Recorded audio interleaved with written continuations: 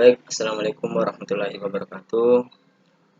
Perkenalkan, nama saya Akbar, NIM 19310400047, Prodi Pancaskesrek kelas A 2019.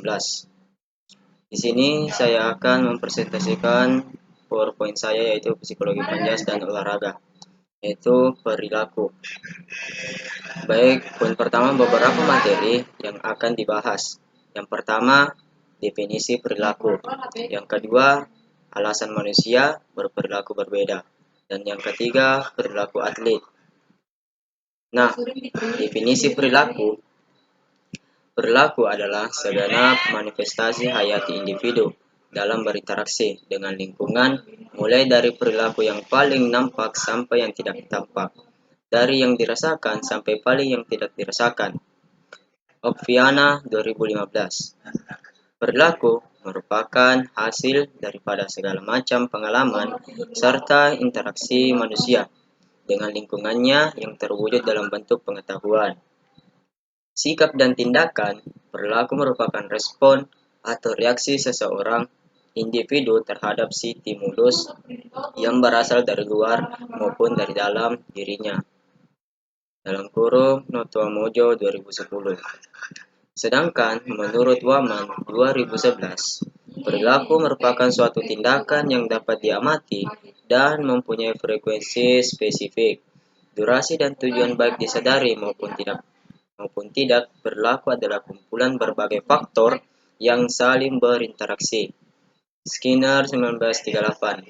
Dalam Notua Mojo 2011 merumuskan bahwa perilaku merupakan respon atau reaksi seseorang terhadap stimulus rangsangan dari luar. Pengertian ini dikenal dengan teori SOR atau stimulus organisme respon. Berikutnya, perilaku manusia adalah sekumpulan perilaku yang dimiliki oleh manusia dan dipengaruhi oleh adat, sikap, emosi, nilai etika, kekuasaan, persuasi, atau genetika. Sedangkan perilaku itu sendiri adalah tindakan atau aktivitas dari manusia itu sendiri yang mempunyai bentangan yang sangat luas, antara lain berlian, berbicara, menangis, tertawa, bekerja, kuliah, menulis, membaca, dan sebagainya. Dari uraian ini dapat disimpulkan bahwa yang dimaksud perilaku manusia adalah semua kegiatan atau aktivitas manusia, baik yang diamati langsung maupun yang tidak dapat diamati oleh pihak luar. Dalam kurun Notuat Mojo 2003. Pendapat lain, yakni menurut Skinner, seperti yang dikutip oleh Notuat Mojo 2003, merumuskan bahwa pendapat perilaku merupakan respon atau reaksi seseorang terhadap stimulus atau rangsangan dari luar. Oleh karena itu, perilaku ini terjadi melalui proses adanya stimulus terhadap organisme dan kemudian organisme tersebut merespon. Teori Skinner ini disebut teori SOR atau stimulus organisme respon. Dari beberapa pendapat di atas dapat disimpulkan bahwa perilaku adalah semua hal yang dilakukan oleh manusia. Nah, alasan manusia berperilaku berbeda. Baik, beberapa alasan manusia berperilaku berbeda. Di antaranya, yang pertama, manusia berbeda perilaku karena kemampuannya tidak sama. Prinsip ini penting untuk dapat memahami mengapa seseorang berbuat dan berperilaku berbeda dengan lainnya. Perbedaan kemampuan ini ada yang beranggapan karena perbedaan menyerap informasi dari suatu gejala atau fenomena. Ada pula yang menganggap karena hasil didikan dan pengalaman lepas dari perbedaan tersebut dapat memahami bahwa kemampuan seseorang yang membedakan kemampuannya. Dengan demikian, dapat dipahami mengapa seseorang berperilaku yang berbeda dengan yang lain dalam mengerjakan suatu pekerjaan yang sama. Nah, poin kedua, manusia mempunyai kebutuhan yang berbeda. Ahli ilmu perilaku umumnya berpendapat bahwa manusia itu berperilaku karena didorong oleh serangkaian kebutuhan. Kebutuhan yang dimaksud adalah beberapa pernyataan dalam diri seseorang, internal state, yang menyebabkan seseorang itu bertindak untuk mencapainya dalam bentuk objek atau hasil objek. Nah, poin yang ketiga yaitu seseorang memahami lingkungannya dalam hubungan dengan pengalaman masa lalu dengan kebutuhan modal ekspektasi seperti halnya banyak lampiran yang dipergunakan untuk memahami perilaku. Menduga bahwa orang berperilaku itu menurut persepsinya terhadap dunia yang dihadapi, memahami lingkungan adalah suatu proses yang aktif di mana seseorang mencoba membuat lingkarannya itu mempunyai arti baginya.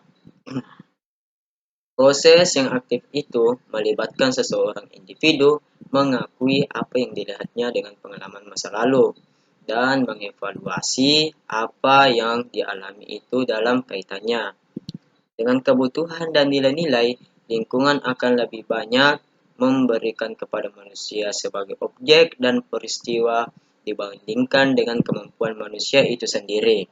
Untuk memahami objek dan peristiwa tersebut, seseorang mempunyai reaksi-reaksi senang dan tidak senang. Orang jarang bertindak netral dengan sesuatu hal yang diketahui dan dialami.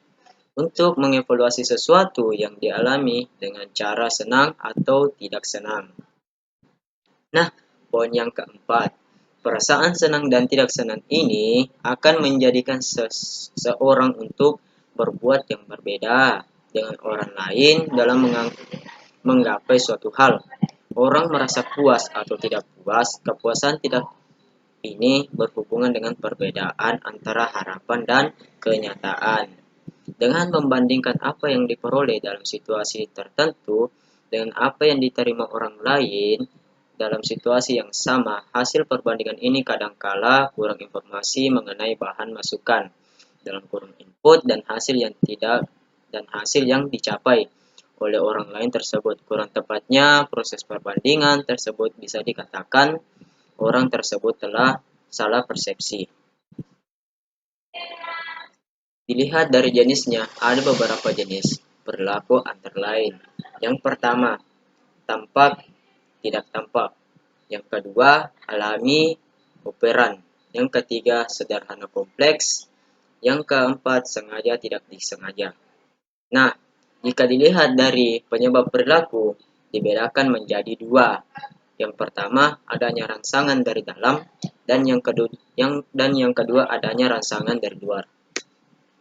Nah, perilaku seseorang itu ditentukan oleh banyak faktor. Ada kalanya perilaku seseorang dipengaruhi oleh kemampuannya, ada pula kebutuhan dan ada juga dipengaruhi oleh pengharapan dan lingkungannya.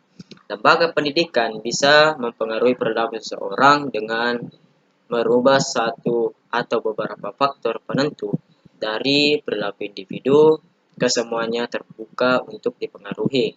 Kebutuhan dan kemampuan tertentu umumnya sulit dipengaruhi karena mereka sering dibatasi oleh sifat psikologis dari seorang latar belakang dan pengalamannya. Ada beberapa faktor lain penentu perilaku yaitu sifat. Sifat adalah sistem syaraf jiwa neuropsikilis yang umum dan terarah pada individu sehingga memiliki kemampuan untuk memulai dan mengarahkan bentuk-bentuk yang konsisten. Dari perilaku ekspresif yang tersusun dari sejumlah kebiasaan, sikap, kecenderungan berperilaku yang selalu dikaitkan dengan suatu objek minat, kecenderungan individu untuk memilih suatu kegiatan tertentu diantaranya sejumlah kegiatan yang ada pengaruh langsung dari lingkungan. Tempat latihan akan memberikan pengaruh dalam perubahan perilaku seseorang. Perilaku manusia tidak dapat lepas dari keadaan individu itu sendiri dan lingkungan di mana individu itu berada.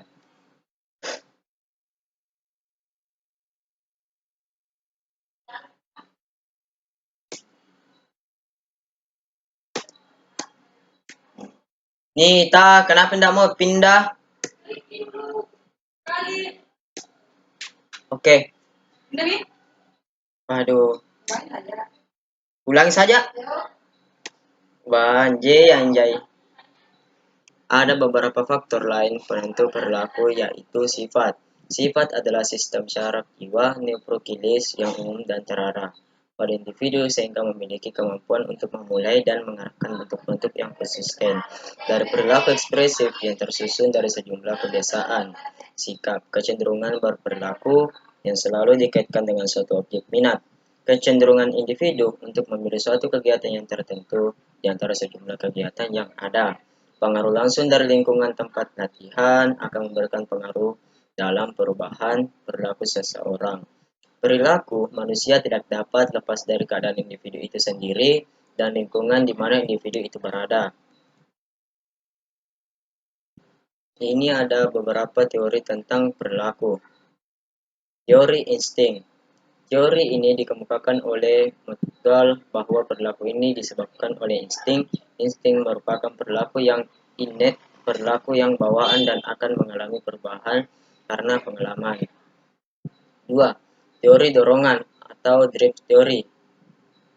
Teori ini berpandangan bahwa organisme itu mempunyai dorongan-dorongan atau drive tertentu dan ada kaitannya dengan kebutuhan organisme yang mendorong berperilaku. 3. Teori insentif. Insentif teori. Teori ini berpendapat bahwa perilaku organisme ini disebabkan karena adanya insentif yang mendorong organisme berbuat atau berperilaku. 4. Teori atribusi. Teori ini ingin menjelaskan tentang sebab-sebab terjadinya perilaku disebabkan oleh faktor internal, faktor eksternal, atau kedua faktor tersebut. 5. Teori kognitif. Teori ini berpandangan bahwa seseorang harus memilih perilaku mana yang mesti dilakukan dengan kemampuan berpikir seseorang akan dapat melihat apa yang telah terjadi sebagai bahan pertimbangannya dalam berperilaku. Nah, di samping itu, dalam bab ini juga ditunjukkan contoh cara mengelola perilaku atlet dengan menggunakan disiplin positif, tidak hanya untuk memperbaiki perilaku, tetapi juga untuk membantu atlet belajar keterampilan hidup yang penting. Melalui disiplin positif, atlet akan bermain lebih baik karena akan memiliki perilaku yang lebih produktif, lebih termotivasi, dan menikmati berolahraga di bawah kepemimpinan pelatih akan menemukan kepuasan kerja jauh lebih besar dalam proses pembinaan selama bertahun-tahun. Disiplin adalah istilah negatif bagi kebanyakan dari seseorang. Namun, akar kata disiplin adalah alat yang menciptakan bayangan yang lebih positif. Seseorang atlet adalah seseorang yang mengikuti ajaran pelatih. Sebagai pelatih adalah mentor dan atlet adalah murid. Disiplin dimulai dengan instruksi tidak hanya untuk mengembangkan keterampilan olahraga, tetapi juga untuk mengembangkan keterampilan hidup. Instruksi diikuti dengan pelatihan yang menyediakan kesempatan untuk berlatih. Keterampilan. Ketika atlet berlatih, pelatih membantu atlet dengan memperbaiki kesalahan yang ada pada diri atlet berkaitan dengan keterampilan olahraga. Nah, kadang-kadang pelatih menganggap bahwa tahu kemampuan atlet olahraga tertentu, tahu bagaimana mengelola emosi, tahu benar dan salah, dan memiliki disiplin diri pada ketika atlet berbuat salah atau berbuat jahat. Pelatih segera memperbaiki perilaku, namun atlet mungkin tidak tahu bagaimana melakukan keterampilan atau berperilaku dengan tepat, atau mungkin tidak menguasai kontrol diri. Dalam kasus seperti pelatih perlu terlebih dahulu mengajar, kemudian memberikan kesempatan untuk berlatih, dan akhirnya untuk memperbaiki kesalahan. Disiplin positif tentang pemahaman disiplin yang lebih dari sekedar mengoreksi perilaku, melainkan tentang mengajar perilaku juga. Bila menggunakan pendekatan disiplin positif, pelatih harus membedakan antara dua jenis kesalahan atau misbehaviors. Pertama adalah ketika atlet mencoba untuk melakukan keterampilan atau perilaku tetapi tidak bisa karena atlet tidak tahu bagaimana cara atau belum menguasainya. Kedua adalah ketika atlet sengaja bertingkah, atlet telah diperintahkan dan memiliki keterampilan atau perilaku untuk merespon dengan tepat, tetapi dengan sengaja memilih untuk tidak, maka pelatih perlu mengambil tindakan cepat dan memperbaiki perilakunya. Kuncinya di sini adalah mengetahui ketika atlet Anda membutuhkan pengajaran dan ketika membutuhkan koreksi. Disiplin positif adalah sikap terhadap pembinaan atlet yang konstruktif, bukan destruktif. Ini membantu pelatih memberikan cukup bimbingan untuk mengarahkan pertumbuhan atlet. Sebagai pelatih, pelatih bertanggung jawab untuk memberikan arahan dan menetapkan batas pada pemain, disiplin diri, dan untuk meningkatkan setiap pemain harga diri. Pembentukan perilaku.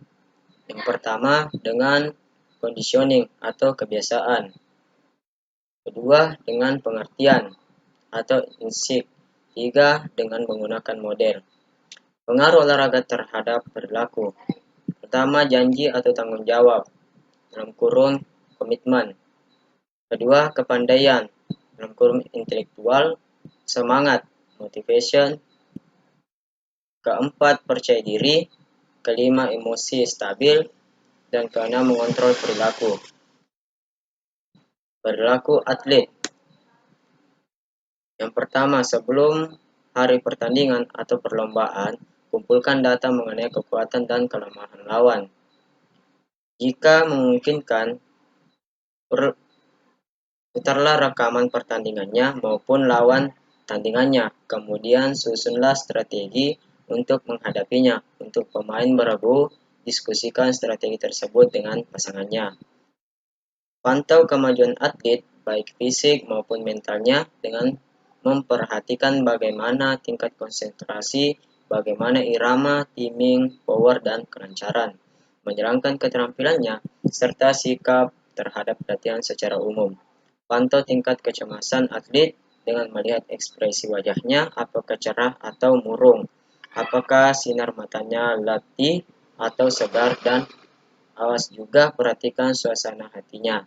Bagaimana kualitas tidur dan makannya, apakah mengalami faktor-faktor psikosomatis seperti sakit perut, nyeri otot, sesak nafas, demam, batuk, keringat dingin, dan sebagainya. Nah, pada saat tidak latihan, pastikan bahwa atlet tidak hidup dan berpikir mengenai pertandingan atau perlombaannya 24 jam sehari. Berikan aktivitas yang menyenangkan bagi dirinya, yang dapat memberikan suasana gembira, sehingga dapat mengalihkan pikirannya sejenak dari pertandingan atau perlombaan.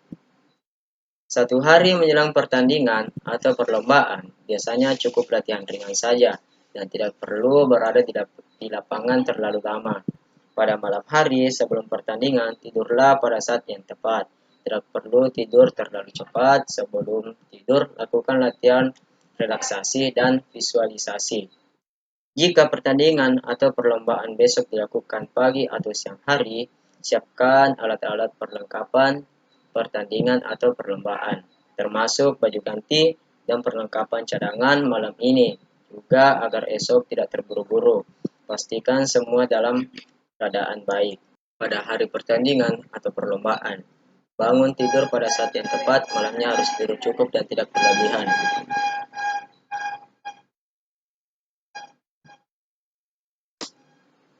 Di sini makanya tadi.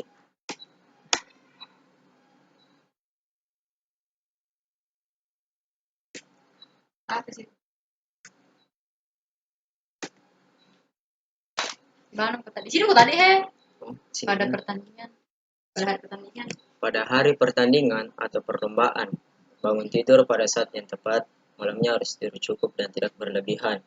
Kemudian lakukan aktivitas rutin kebiasaan sehari-hari, seperti sembahyang atau sholat, berdoa, stretching, sarapan. Perhatikan kapan harus makan dan apa yang harus dimakan. Latihan relaksasi dan visualisasi, memeriksa kembali perlengkapan pertandingan atau perlombaan, termasuk cadangannya. Mulailah hari ini dengan gembira, optimis, dan berpikir positif. Kedua, berangkatlah ke tempat pertandingan atau perlombaan yang saat yang tepat. Perhitungkan jarak ke tempat pertandingan atau perlombaan, bagaimana mencapainya, kemacetan, dan sebagainya. Tidak perlu berangkat terlalu cepat, namun jangan sampai terlambat, sehingga ada waktu untuk istirahat, penyelesaian, dan pemanasan. Ketiga, di tempat pertandingan atau perlombaan, pelatih perlu mengenali atlet mana yang berada di dekat teman-temannya dan mana yang lebih suka menyendiri. Pastikan di lapangan mana atlet yang akan bertanding atau berlomba. Jangan lupa melapor panitia untuk pertandingan atau perlombaan pertama. Pastikan atlet sudah hafal di mana letak ruang ganti, WC, ruang kesehatan, tes, doping, dan sebagainya. Yang keempat, sambil melakukan pemanasan, atlet hendaknya meningkatkan level semangat dan tetap berpikir positif. Pelatih dapat mengingatkan strategi yang akan diterapkan secara sekilas, lakukan stroke dengan penuh konsentrasi yang kemudian dapat dilanjutkan dengan visualisasi dan relaksasi. Pertandingan atau berlomba. Saat bertanding atau berlomba tiba, bukan waktunya lagi untuk memikirkan teknik memukul atau bagaimana harus melangkah atau bagaimana harus bergerak. Itu semua sudah dilatih dalam latihan dan sucia dihayati dengan visualisasi. Sekarang saatnya tinggal mengulang-ulang kejadian yang sudah divisualisasikan dan melakukan sesuai dengan situasi saat ini. Sekarang adalah saatnya melakukan konsentrasi penuh hanya pada jalannya pertandingan atau perlombaan. Di antaranya, yang pertama, memantau dan menyelesaikan tingkat kecemasan, lakukan relaksasi. Yang kedua, pusatkan perhatian semata-mata hanya terhadap pertandingan atau perlombaan yang sedang dijalani. Kesalahan yang baru atau pernah terjadi dan yang mungkin terjadi jangan dihiraukan. Ketiga, berpikir positif dan optimis. Jangan biarkan pikiran-pikiran negatif. Keempat, jangan terlalu banyak menganalisa. Kelima, bertanding atau berlomba dengan irama sendiri. Jangan terbawa irama lawan. Keenam, menjalankan strategi yang telah disiapkan. Jangan diubah jika strategi itu berjalan baik. Lakukan evaluasi singkat jika strategi tidak jalan. Lakukan penyesuaian dengan atlet alternatif strategi yang sudah dipersiapkan. 7. Hindari hal-hal negatif seperti menyalahkan diri sendiri secara berlebihan, berbicara terhadap diri sendiri berlebihan, berpikir negatif, meragukan kemampuan, dan menyerah sebelum pertandingan atau perlombaan selesai. 8. Jika bermain bagus, jangan bertanya mengapa dan mengganti apapun. Biarkan berjalan demikian, jangan mengendorkan pertandingan atau perlombaan jika sedang leading pemimpin pertandingan atau perlombaan, dan tidak perlu kasihan jika lawan mendapat angka atau poin 0. Setelah hari pertandingan atau perlombaan, mintalah atlet mencatat hal-hal positif maupun negatif yang dirasa berpengaruh terhadap penampilannya dalam pertandingan atau perlombaannya tadi. Bukan hanya yang bersifat teknik, taktik, dan strategi, tetapi juga yang bersifat mental, bahkan hal-hal kecil lainnya. Catat hasil tersebut dalam buku evaluasi atlet. Evaluasi penampilan dalam pertandingan atau perlombaan tadi, apakah mencapai sasaran? Pusatkan perhatian terhadap aspek-aspek positif dari penampilan dalam pertandingan atau perlombaan. Lakukan relaksasi maupun rekreasi sesuai dengan kebutuhan yang diperlakukan agar kembali bugar. Sekian dan terima kasih. Assalamualaikum warahmatullahi wabarakatuh.